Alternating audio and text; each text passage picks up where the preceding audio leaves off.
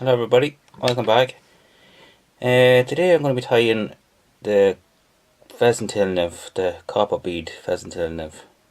The bead I'm actually using on this here it's a tungsten bead, and I have the body tapered off, so it's a very successful pattern on the rivers and the lakes. And fairly simple to tie. Okay, so we start off.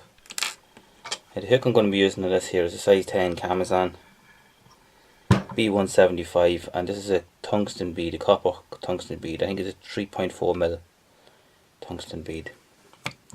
The thread I'm going to be using is UTC Fire Orange thread, number 70.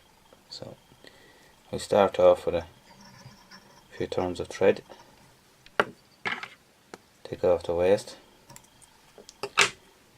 continue down right down to the body, down the body. Now for the tail I'm going to be using cock pheasant center tail. About 3 to 4 fibres is enough for the tail, so start off.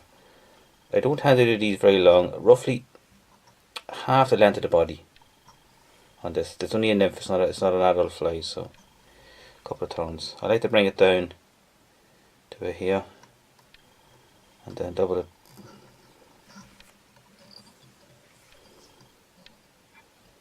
And double it back. This really secures the tail.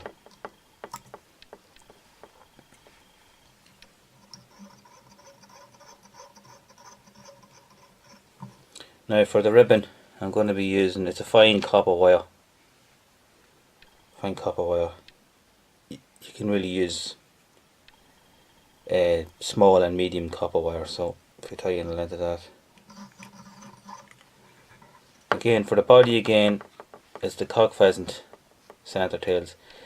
Roughly 5 to 6 fibres should really do it. So if you tear those off.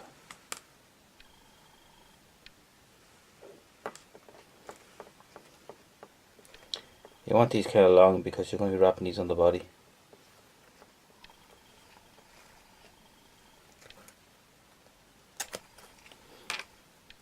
Now I normally tie them in at the tips.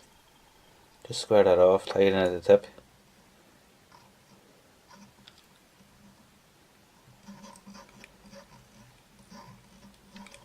Now basically what I want to do here is to make the body tapered, almost carrot shape. So it's going to take a wee bit of time to build up the body. Now you can use heavier thread, but the only problem is when you're finishing off the fly it can be quite bulky up near the head. You want to avoid that. So I mean, just take your time really doing it. I know I'm doing it quickly here, but just take your time doing it. Taper it off.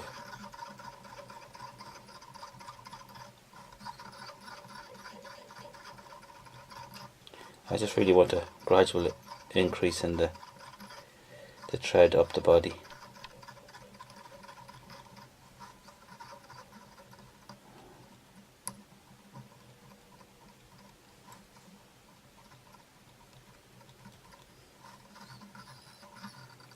And then we finish off there. Now we want to take these fibres here all together and just wrap them up the body. Again, take your time doing these. Be quite tricky coming towards the end as you're running out of fibres, something to grab. A couple of turns. I don't tend to cut these until they have the ribbon on it. This one here, I normally give this a couple of small turns at the back of the nymph, and then gradual up the body. 4 or 5 turns is enough.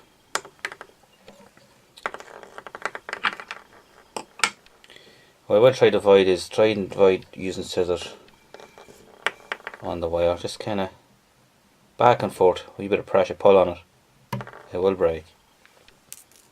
Okay, and then you can cut off these waste fibres here.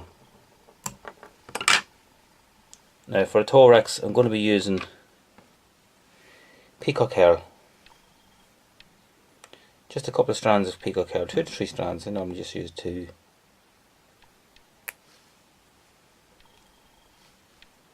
You can tie those in.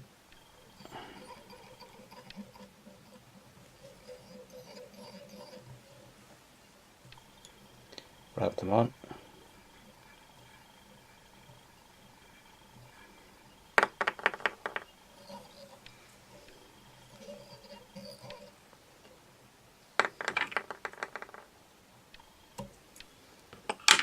Now when you're using varnish on these, what I would advise is not to put dab the varnish on here because it can be quite bulky when it dries. So the ideal solution is to put a bit of varnish on your thread, then wrap it on.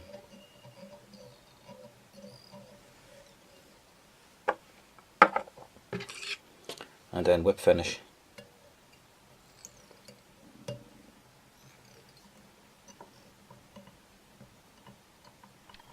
A couple of turns.